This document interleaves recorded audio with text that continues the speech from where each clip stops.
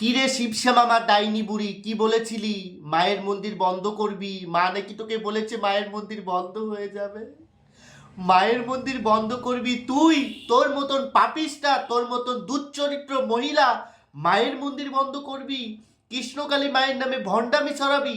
দেখ, মা যদি জাগ্রত না হতো, আজকে এই এত গোপীনাথ আমি লিখে রেখেছি, গোপীনাথের জায়গা মা কৃষ্ণকালীর নামে দান করেছে, যেখানে 50,000 কেন 1 কোটি মানুষ দাঁড়াতে পারবে, সেখানে শয়ে শয়ে মানুষের বাথরুমের ব্যবস্থা করা হয়েছে, সেখানে মানুষের জলের ব্যবস্থা করা হয়েছে, সেখানে লাখ লাখ কোটি কোটি মানুষ গিয়ে দাঁড়াতে পারবে মায়ের আশ্রয়ে।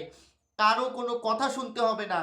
ছোট হোক, বড় হোক, গ্রামের লোক হোক, পাশের লোক হোক, কোনো মানুষ আঙুল তুলে বলতে পারবে না যে আমাদের জায়গায় এসো না।